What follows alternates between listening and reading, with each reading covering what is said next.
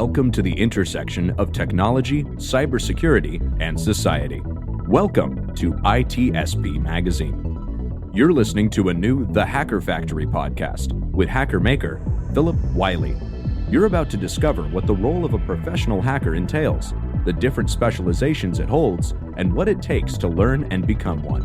Enjoy the conversation as Phillip and guests unveil the secrets of professional hacking, a mysterious, intriguing, and often misunderstood occupation.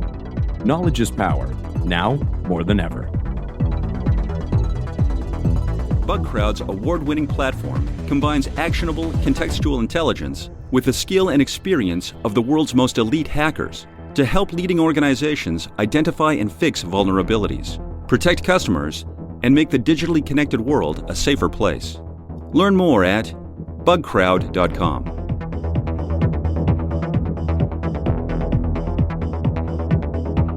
Hello and welcome to another episode of the Hacker Factory podcast. I'm your host, Phillip Wylie. I refer to myself as the Hacker Maker. In each episode, I have an interesting guest with an interesting story on how they got started in the industry. Hopefully this story today will help inspire someone to start their journey into cybersecurity. And each episode, like I mentioned, we have a really unique guest. And my guest today, Gabe Thompson, has a really cool story. And so I'm really looking forward to this conversation. So thanks for joining us today, Gabe. Well, thank you for having me. I know you've had a lot of wonderful guests, and I'm honored to now be counted amongst those guests. Yeah, it's awesome to have you. I mean, I've been impressed with the way you've progressed, and the amount of effort and work you put into your career is very inspirational, and you know, it's really awesome to see. So why don't you tell our listeners about yourself? All right, here we go. So currently I'm a red teamer / offensive operator with a large financial institution. And one thing I like to note is my fake LinkedIn accounts have more connections than my personal one. And on the side, I train for 100-mile trail races. So to give kind of some folks a TLDR up front, regardless of anything else you hear from me, whether it's on social media or on this podcast, it doesn't matter if you're a he, she, or they. If you want to be in this field, there's a spot for you somewhere. You might not know what you want to do, where you fit, or what the best place for you might be, but feel free to join in and explore. So as a kid, right, if we take this like all the way back, in my journey of kind of how I got here. And I think a lot of people build upon themselves, and they shouldn't necessarily forget where they've come from, whether it's a previous role, a previous place of employment, or even themselves growing up. So as a kid, while my mother was at work, I often tagged along with my grandfather, who worked on jukeboxes, pinball machines, and arcade games. This experience of vacuum tubes and electronics probably seeded itself somewhere in my mind, because growing up, I tinkered with toys, taking them apart, trying to swap components to get cars or trains to go faster. And at some point, I'm sure I'm lucky I didn't get electrocuted with some of the stuff that I did. And so also growing up, I didn't have a computer in the house. I had access to them at school, but for the most part, my ideas of computers before high school revolved around trying to get time to play Oregon Trail in the computer lab. In high school, I did kind of a rudimentary semester class on ZBasic. At that time, I had kind of made my mind up where as soon as I graduated high school, I was going to join the United States Marine Corps. So there was no real further ambitions regarding computers after that. And so after high school, I went to Marine Corps boot camp and fully went into the Marine Corps believing that that was going to be what I did until retirement. Funny thing about life when you're at that age is you don't necessarily understand how your life will evolve, your mentality will shift as the years progress. And so I can fully kind of boil down my computer experience in the Marines as this: making rosters with Excels, writing SOPs and 5-paragraph orders with Word, And while finally checking email in like the last few years I was in the Marine Corps, when they actually had, a .mil address. And so somewhere during that time in the Marines, I ordered a gateway computer, and this wasn't really to do anything more than pretty much play games. Kind of just like my younger self in elementary school.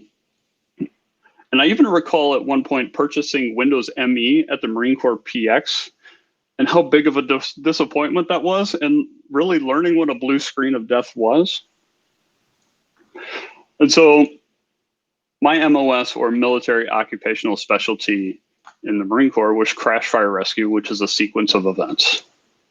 And so if I take that experience of being in crash fire rescue, when I'm working with the blue team, or if I'm interacting with the folks that are on the defending side on like Twitter, and I see things like fire drills, dumpster fires, everything's on fire, everything is an emergency. How many people in this industry have actually been in a burning building and, trained to go into burning buildings, burning aircraft? In the Marine Corps, I was also EMT, so responding to emergencies. And when I got out of the Marine Corps, I went and I worked as a hazardous materials disposal specialist, which means that's getting fully kitted out in level A and walking into environments that contain chemicals that can kill you in the parts per billion. So walking past the firefighters who had kind of secured the scene and the police department, and I was there with the other parts of my team, people start talking about like emergency response in the cybersecurity sense, because I kind of look back at my own kind of history in emergency response, if you will, or experience, but it's not the same. But having worked in those situations, I have an appreciation for what the blue team does. One of the things that I often say to folks who do red teaming, and when they complain that, this is difficult, trying to build a phishing engagement is difficult, or trying to get a user to click on the payload, or, devising a payload that gets around AV, it's like, if you want a really difficult job, go be a defender. They have to like catch everything. Anything that might be an alert that looks legit, got to run it down. They're looking if they have an internal red team, trying to look for them as well, but they're also trying to catch the people who are inside threats, actual APTs that might be trying to attack the financial institution or whichever organization that they're working to defend. So I try to leverage my past jobs and experience to make a connection with them, even though I don't have defending per se experience. When I got out of the Marine Corps, I tried to get a job as a firefighter. Physical assessments, spot on. The written and personality stuff, maybe not so much. I mean, to this day, I really don't know why I didn't really do well on them. But as an example of a question I always kind of reference is, say you took a pin from work. Is that stealing? Well, I can see both sides of the argument. Yes, it's stealing. It wasn't your property. But no, it's just a pen. So, I mean, there's that gray area there. But I needed a job when I got out of the Marine Corps. I had networked with a few reservists because my last station in the Marine Corps was at a reserve unit. I was part of the I&I staff, which is instructor inspector. I was a MOS subject matter expert for the reservists. And a few of them that I had worked with, they worked at the University of Minnesota doing hazardous material work. And that's how I essentially was able to transition from the Marine Corps to the U of M doing hazardous materials. I knew them, I applied, I interviewed, and they were like, this is emergency response. This is, what kind of work you're gonna get yourself into. But there I got the experience of working with things like asbestos, mercury, radioactive materials, chemicals so reactive that they were stored in gasoline to prevent it from reacting with the water in the air. And while I worked with a lot of great people in that environment, there were folks that had been there for 10 plus years and had all that experience, but they were only making a few more dollars than I was. At that point, I kind of had rebuild that old gateway computer a number of times, and I had built another kind of from scratch, or at least picking pieces off the shelf and putting it together. Another reservist that I knew, there's some network connections that have been made here, or networking, I should say, with other individuals. I reached out to him. We had done mountain biking and such, and he made a suggestion of working in computers. So I had the GI Bill. I didn't know much about going to school, so I picked a school and I enrolled and chose kind of a network administration associate's degree.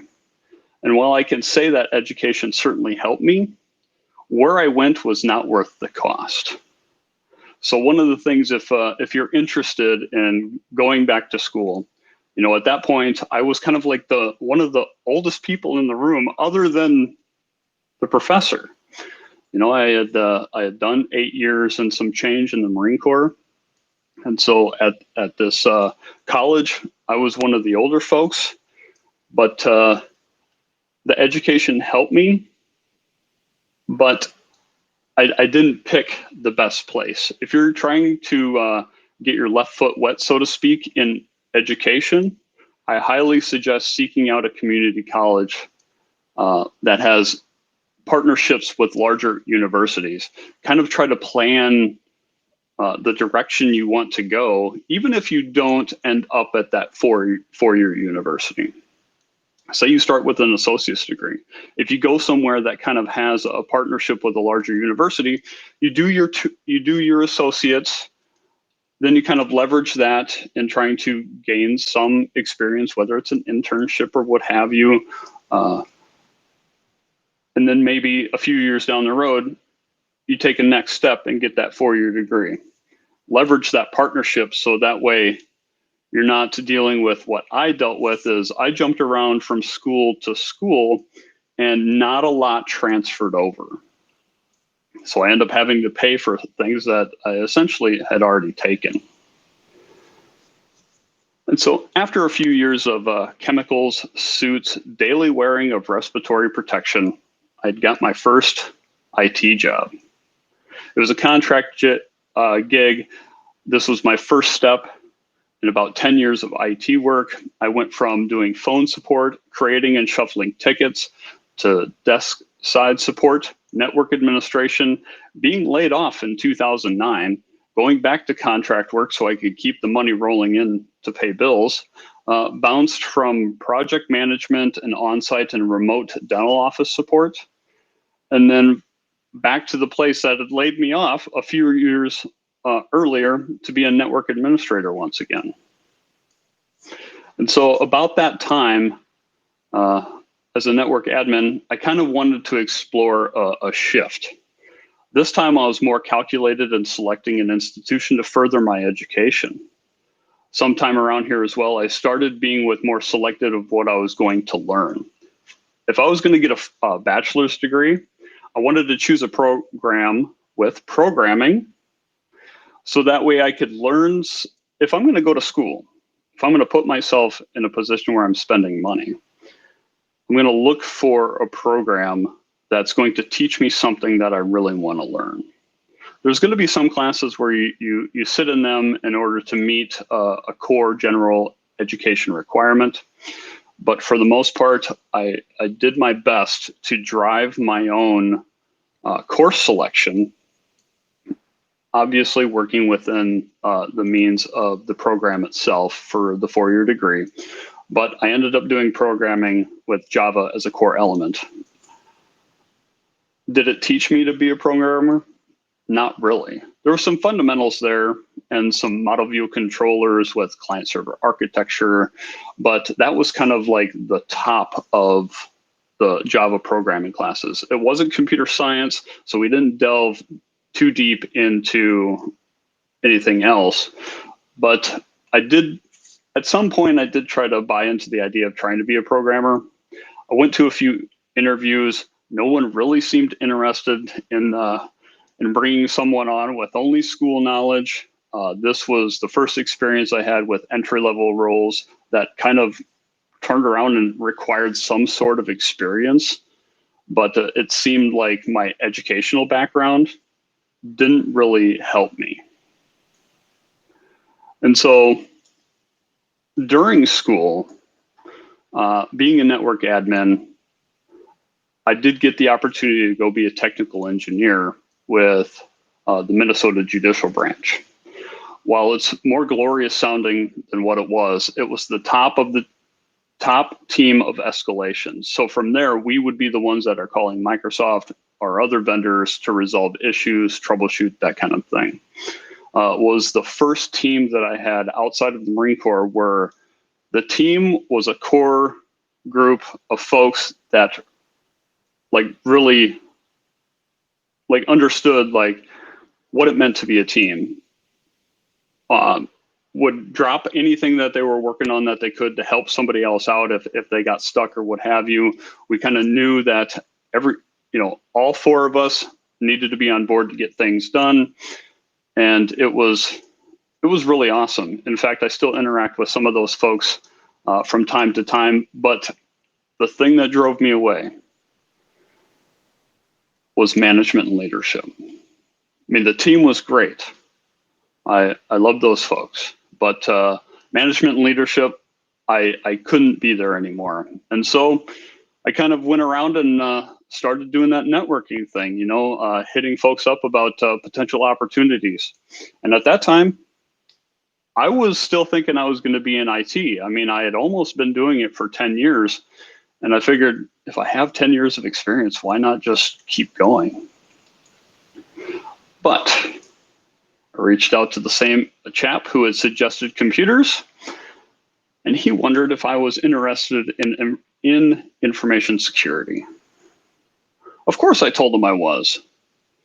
And I ended up working for and with some other reservists that I had known from way back when. I mean, this was at least, it had to been at least 8 years on.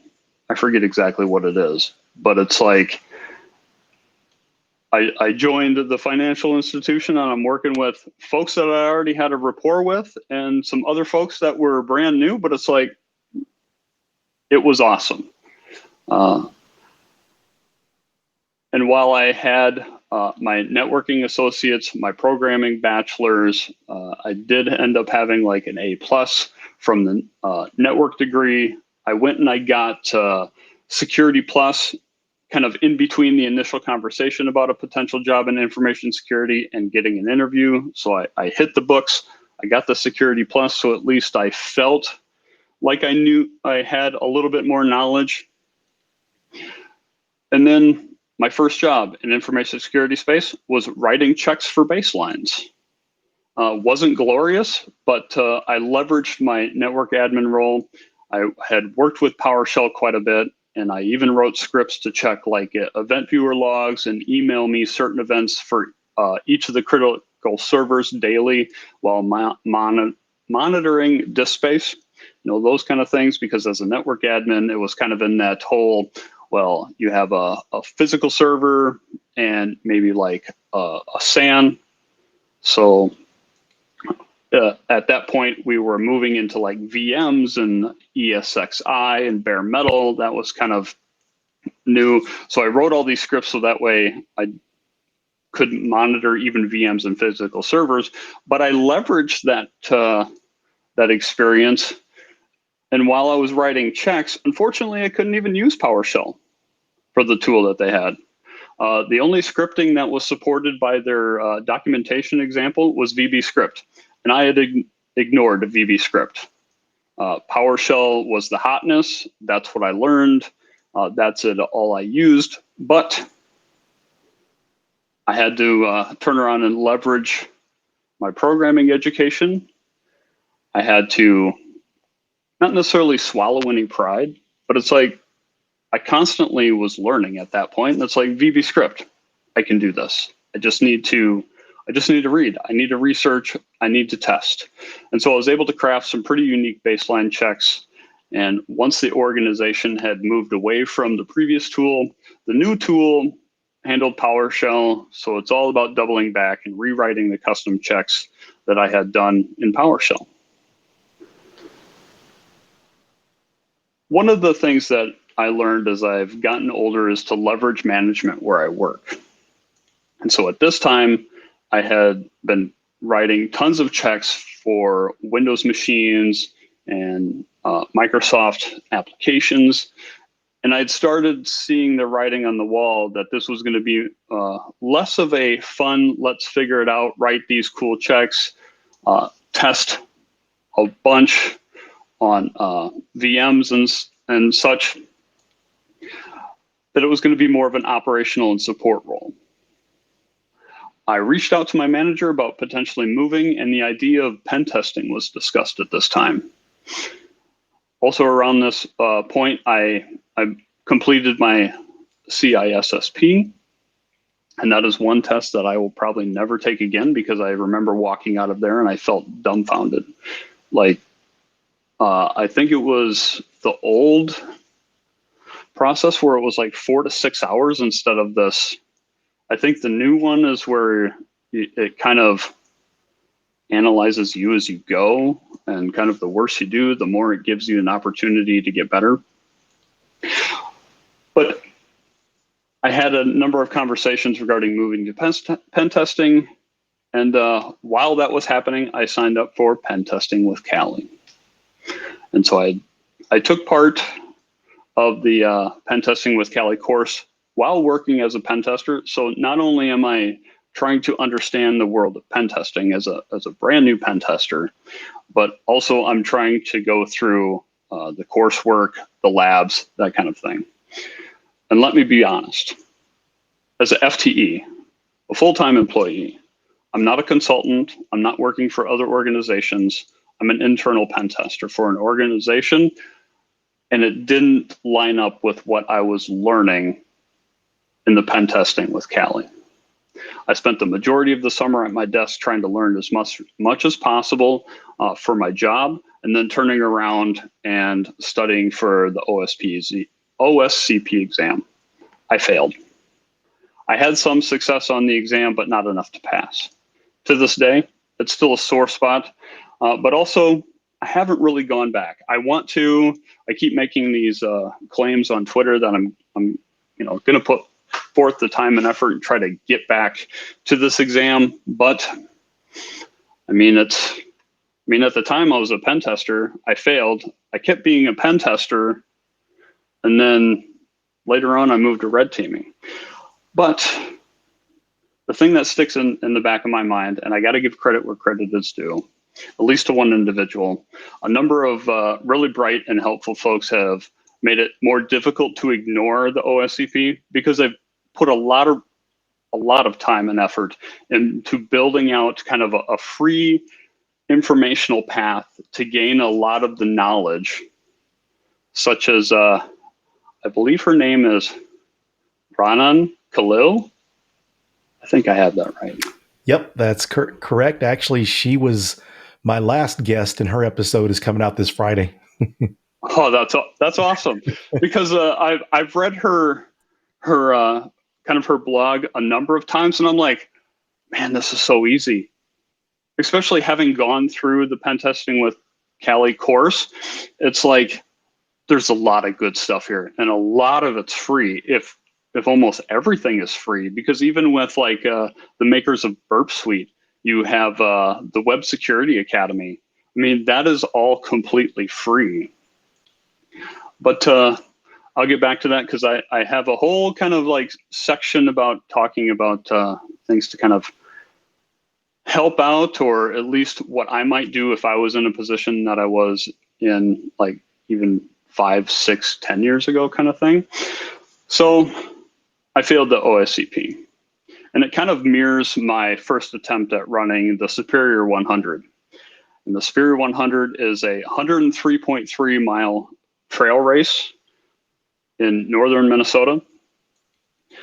And it mirrored kind of the same thing, right? Months of effort putting into the miles and hours to end up getting to, I made it to mile 90, and there's a 0.7 because there's an aid station there. So close. I mean, we're talking less than 13 miles from the end, right? I couldn't stand up on my own anymore after I sat down at the aid station. So I had made it 33 hours in, and I couldn't go anymore. And so that really hurt. And one of the things that I had mentioned, I run a YouTube channel. It's really tiny. And I kind of documented my preparedness for the Superior 100 this year in 2021. I'm glad to say that I completed it. But, it was kind of the same thing where I put forth the time and effort. I knew this was kind of going to go down again. I kind of had been here before. So when I think about the OSCP, I've seen the exam. Things might have changed, but still kind of the core information is much like running and training, where you just have to put the time and effort in. And so one of the reasons that I talk about for wanting to run 100 miles, and this can go for almost anybody who's trying to get a certification, better themselves, do a career change. You have to put in the time and effort, but don't be afraid to fail. Sure, the monetary value, if you don't have the money for that, that's something I can't necessarily help with. But putting yourself in a position where failure is possible, that's where I think individuals make kind of the most gain. But after a touch over 2 years of being a pen tester, I was asked if I was interested in applying for a position on the red team. And kind of the same thing. Like I had done before, to moving into pen testing, I reached out to my manager. I said, hey, this opportunity exists. I'd like to pursue it. Full support. And I've worked in position, like I had said before, the reason I moved away from one job is management and leadership. I understand folks aren't necessarily in a position where they would have the support. I would encourage people to try to find a situation where they can move within a company and kind of follow their own interests.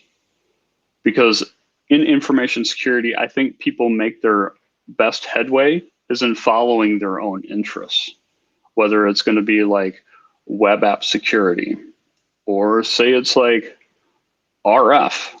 Like, what if you want to like dig into Flex and POXAG like I did and learn a lot about it? So that way you can help other people learn about it. And so now that I've been kind of on the red team for a few years now, in my time as a pen tester and red teamer, I've leveraged my programming knowledge to build out some better tools to assist in that line of work internally. But I've also used kind of my IT work as a means to help understand things like end user behavior and leverage that in social engineering. And I remember where I've come from when trying to write reports and giving debriefs to different business lines. And so kind of I have a few examples, if you will, of how I kind of done that. And first, a lot of information security folks harp on patching, and rightfully so. Yet I've done patching and trying to do appropriate patching in things like a change control environment where there needs to be a lot of testing, maneuvering around the organization to accomplish a patch rollout over time can be slow. Like, even if it's something like an emergency, well, it still takes time. If you patch and you're not cautious enough or weighing the risks, at what point might you end up costing the company money? Will that eventually affect things like brand reputation and potentially lead to the loss of jobs?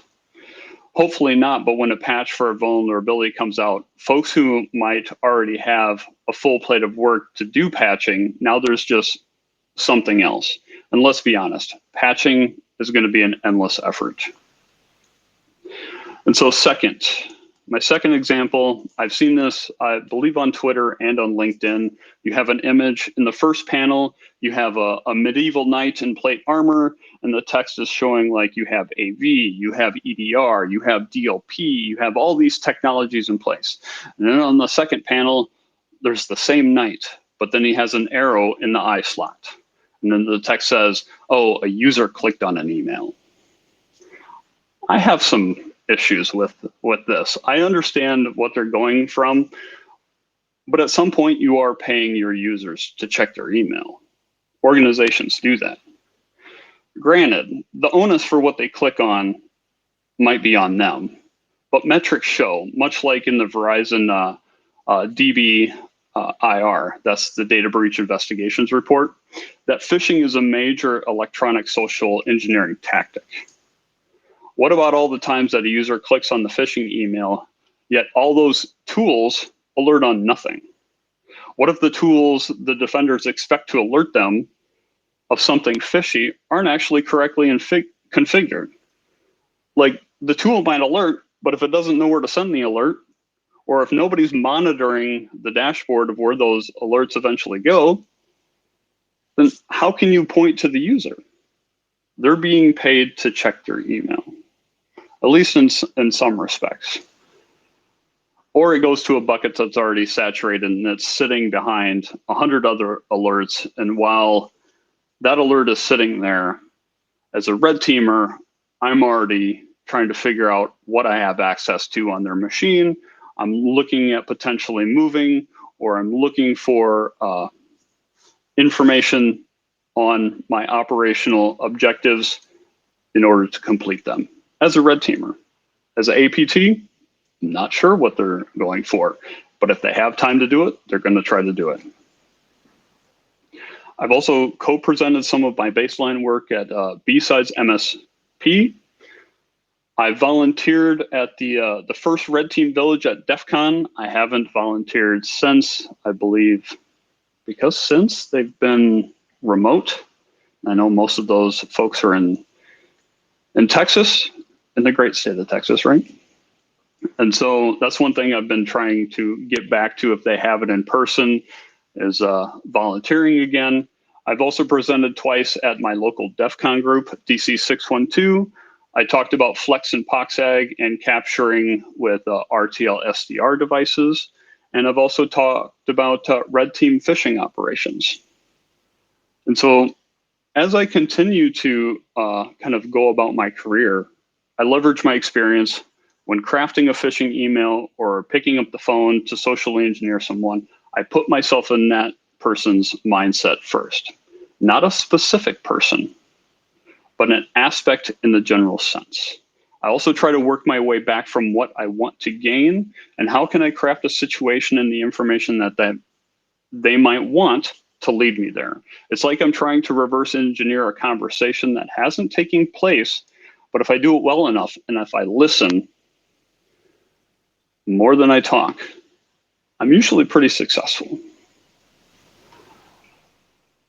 So one thing that I have done in this past 2021 is not necessarily looking for a different job, but I've started applying for different jobs. For a time there was a recommendation to apply anyway. When looking for a role, apply. It doesn't matter if you meet the criteria, apply. That's what I've heard. I've heard a lot of mentors say that on different avenues of social media. Just go ahead and apply. Well, more and more I see organizations put years of experience in their application process. And maybe this is not necessarily for an entry-level person, because I'm not necessarily looking for entry-level jobs, but I see a lot of people bring up on social media where they're showing the requirements for an entry-level job that demands experience. And I don't think that necessarily should line up. I think you should be able to hire an entry-level individual that can be taught and teach them internally. If you bring them up internally, they're going to get a better feeling about the organization. But going back to those years of experience, if I end up answering honestly, a few times I got an instant rejection email after that. So while I did this, while I kind of noticed this, and I've kind of shared this on Twitter, the reason why I kind of went down this road is to get a better understanding of like, what do job seekers face in the landscape? You know, my daughter's going to end up graduating college in a few years, and it's like, what does that kind of look like? I haven't had to go through an application process from the outside looking in. So I kind of was looking at this and I was surprised. And so I had turned around and I kind of shared that. And so what I would suggest for listeners is kind of use job postings as a guidepost of where you want to go. And then compare and contrast the requirements such as skills, education, experience, certifications. Those might help direct you towards which ones might be more viable based off of the position that you want to get to. And even information security, like, I don't know, with the first job that you get, are you going to stay there forever? I would imagine no. I mean, you could, but I would imagine you kind of get in somewhere, like I got into baselines. Did I expect me to be there forever? No. That's why when I had gotten to a certain point, I was like, I'm interested in moving. And I was at an organization that was like, okay, let's see what you got. And so I do have a few kind of suggestions of where you might try to go. Try Hack Me is a wonderful website. It can teach you a lot of different aspects of information security and hacking.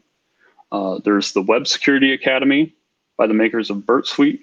It's Portswigger, I believe.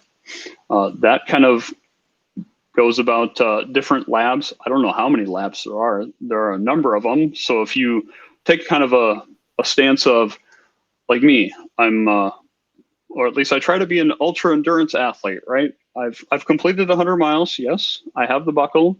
I'm going to try for 4 next year, but 4 100 milers. But how do I get there? Well, if I take like an example of the Web Security Academy, if I can put in the time and effort of just maybe 1 lab a day, and I can do that 7 days a week.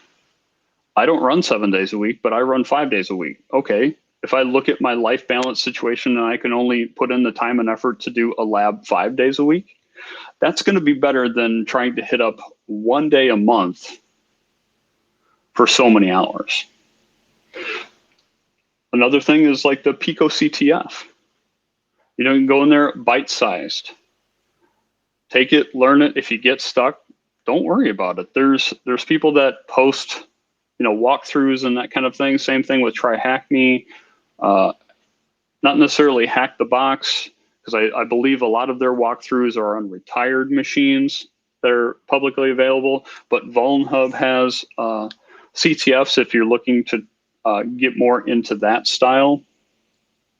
So putting forth the time and effort in small chunks, I think, is much more beneficial. Or say you want to do web security, but you don't want to do the academy. Well, if you go back to the OWASP top 10, say you do 5 days of 5 different of those top 10s 1 week, and then you rotate to the next week, and you keep cycling back. If you're putting in, say you can't put an hour in a day, maybe that's a lot. Maybe you only do 20 minutes. 20 minutes is going to benefit you better and help incrementally get you along than trying to do like 8 hours 1 day a month, because I just don't think it'll work. So yeah, That's great advice, because that's one of the mistakes, since you're using like the running analogy, that I run into. That I see people are trying to start a fitness routine, whether they're runners or, doing CrossFit or working out, just doing general workouts. Sometimes people get overzealous, and they're going to go in the gym 5 days a week and all this, and then they don't pick something that they can maintain. So that's great advice there on creating something that you can maintain and doing a little bit at a time, because you can be really motivated and you're doing the 8 hours once a month. What happens if you're having a bad day? Trying to do 8 hours worth of learning can be kind of a tough task. It certainly can be. And I understand that life gets not necessarily in the way, because life outside of work is important. That's kind of one of the reasons why I run, is I enjoy my time away from the terminal, from the computer. I can go out and I think a lot. And sometimes I think about work, very occasionally. But for the most part, I'm just trying to exist in a situation where I can control. Like the race director had mentioned for the Superior 100, he talked about COVID. He had talked about the wildfire situation that happened in northern Minnesota that was potentially going to impact the race. He talked about things like Afghanistan. From as a racer's perspective, we can't control like 90% of that. There's only so much we can do. But when we're out there on the race for 100 miles, we're in control of almost everything. And that's what I like about being out there and running for hours, not necessarily on end, but it's like if I'm going out for a 20-mile run, I know it's going to take hours, but I'm in control of that. I can let my mind kind of go where it wants to go. I'm looking at things I normally don't see. And it's a breath of fresh air away from the stress and the struggles at times that, even red teamers face. Because as a red teamer, my responsibility is to the defenders of the organization. They are my primary customers. As a red teamer, if I didn't have a job where I work, the defenders are still going to be there. They don't need me. I'm there to help them help make them better, but they don't need me to be there. So I want to make sure if I'm putting in my time and effort that I'm actually helping them and they're getting the benefit of my work. Yeah, that's a great attitude to have. And, some of the things you mentioned earlier, kind of reflect on my experience, coming from a sysadmin background, being careful not to break stuff when you're doing a pen test. Sometimes you have to be careful of that, because I think sometimes, if you didn't come from an IT or security background before you jumped into that, sometimes you don't understand. But those are some things I can relate to. And I don't necessarily think you have to have a background, but if you have it, I think you gain an appreciation, and that doesn't necessarily put you above anybody else. Because I think folks that are trying to come into information security, I don't really have a good example of what I might say, of some role coming into information security. But more than likely, you're dealing with customers. I deal with customers, whether it's business lines or other information security people. I still have to have those soft skills. And you probably have a lot more skill that could be applied in information security. And also, you might have a unique perspective. If you're talking about a financial institution, if you have somebody who's a teller, they have a lot different experience than I do. But if they're coming into information security, they could probably give a better insight on how information security affects tellers and then potentially therefore affects your external customers. So I think all that experience is important for people to build upon and not to dismiss it.